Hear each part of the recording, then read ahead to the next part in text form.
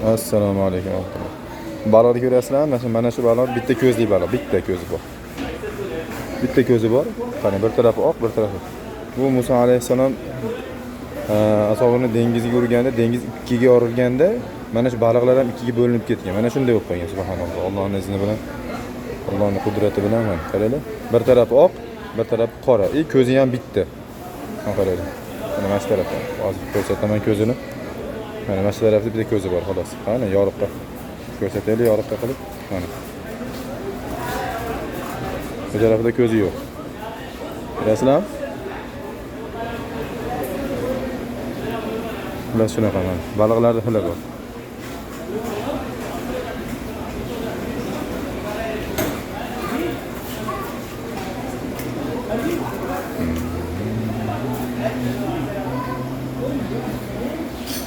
Olıcan akamiz bir baliq yegisi kelgan ekan.